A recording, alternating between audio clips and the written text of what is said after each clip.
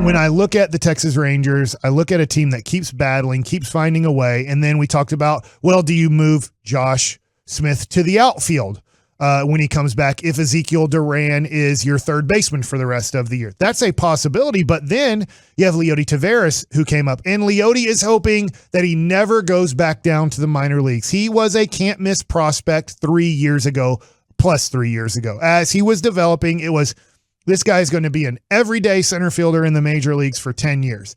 And it didn't work out immediately. And he's 23 years old, so he's not an old guy. But he's a guy now that says, hey, I've come up because of injury. Eli White, by the way, is out till at least after the All-Star break and probably past the All-Star break with his broken wrist. Leody has his opportunity. And I'm not saying this is his last opportunity. This isn't Willie Calhoun 2022. Yeah. But this is a major opportunity. Leody is going to get to play pretty much every day for 6 weeks. Up to the All-Star break and probably a little bit past the All-Star break. Now, I say that if he goes 0 for his next 25, then he's going back down to the minor leagues. They're not going to be like, well, just work through your 0 for 25. But he goes 1 for 3 yesterday. In fact, Maldonado, the catcher, had, I'll say, one of the most unbelievable plays I've seen from a catcher. Leody fouls the ball off. It hits the catcher's mitt. It pops up over the catcher and over the umpire, but only by about, like, the ball only got maybe 8 feet high. Yeah. And I tell you what, the umpire, and I'm sorry, I don't know the umpire behind the plate last night. Guy. He did an amazing job of getting out of the way to give Maldonado a chance. Maldonado feels that it hits off of the catcher's mitt's glove, goes a little bit over his head, turns his body, finds the ball, and dives like Jim Edmonds in the outfield and catches the ball for an out, which I was just like, that is a freaking amazing play. I get there's also other catcher plays where they're on a sprint and they catch the ball near dugouts and they fall into the dugout. So I don't know if it's the greatest play by a catcher, but you rarely see that foul tip, a catcher be able to find the ball that quickly with that little time and be able to dive and make that play. So one of Leody's at-bats, I felt bad for him. I'm like, that shouldn't be an out. But you got to respect it. It sucked that it was an awesome play against us, but it was a really awesome play to see. So here's the deal. I feel bad for Eli White because here's the hope. The hope is, I think for Ranger fans, Eli White is more of a fourth outfielder, more of a fifth outfielder. I mean, that's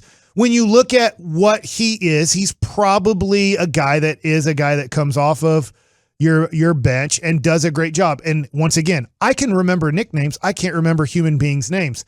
Who is the kitten? What was the kid named the kitten who we traded to Oakland for the kid from UTA? Oh, man. That was a part of our championship team, but he came off the bench as our fourth outfielder. Gentry? Yes, Gentry. He was a fast guy. He could play all 3 outfield positions. That's impressive. That's Jordan Lyles was the other one. Jordan Lyles, thank you. I wasn't going to bother you. I know. So Jordan Lyles was the pitcher last year, right? You take risk, and for the most part, it is at times. That's what John Daniels seems to be pretty good at, is finding guys like Lance Lynn's, like Matt Moore's, like this, that work out. There's also misses on that. You're not going to be perfect. Right now, Martin Perez is an unbelievable hit. But Leody Taveras is probably going to bat 9th in your lineup, play every day in center field. It moves Garcia to right field, and now Calhoun kind of goes into left field. I get he's a utility guy, as in you don't usually play him against left-handed pitching, and you'll play some other guys there. But I think this could be an interesting 4 weeks to hopefully forever for Leody Taveras, because he doesn't want to go down to the minor leagues. The Rangers never want to send him down again. Yeah. They don't want to send him down. If he plays well enough through this 4 week to 8 week span where there's not a lot of competition for his job because of Eli White getting hurt, he could establish himself as, all right, you're our guy going forward. And I think here's the hope. The hope is eventually he can be your leadoff hitter because he can fly. Now, you can put him at How realistic do you think that is? That might be a topic for another day. 2023, 2024 rather than now. I think you keep him at 9th because he has struggled in the major leagues. I don't think you put the pressure on him. Even if he starts hitting well out of the 9 hole, I don't think you put the pressure on him that now we're moving you up to 1. I think if I was the general manager, if I was a coach on that team, no matter what happens with Leody, he's batting .333, 1 for 3. If he bats .333 for the month of June, I still keep him batting ninth. I don't even put that extra pressure on him batting first. After the season is over, I think about doing it. But Leody, to be successful, doesn't have to bat 300. He's not going to be a big slugging guy.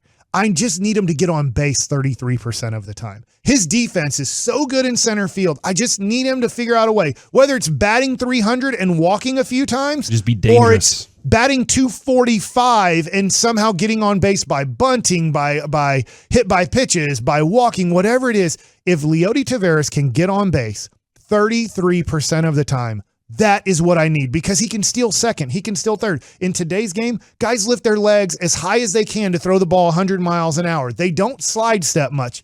You can steal a lot of bases. The catchers start on a knee. That probably takes an extra 1/10 of a second to get the ball to second base or to third base. So if you can get to first, and then you can steal 30 bags, which he's very capable of stealing 30 bags. I think he's capable of stealing 50 in a full season, getting on base 33% of the time. Well, if I get on base to first and I steal second in one of the first 3 pitches, that's a double. I played with Kenny Lofton. I played with Dave Roberts. That's a double. I don't have to hit a double. If I can steal second base, walking and getting to first base on a single gets a double if I can do it early on in the count. Now, I get it. If you wait till nobody on, you get a single to start the game, and you wait till there's 2 outs, that's not so much a double because you took 10 pitches to finally steal second base. But when you get to first, if you're good at stealing and one of the first 3 pitches you can get to second, that's called a double. That's a hit, a stolen base, but now you've created your single into a double. And I think Leody has the talent to do that.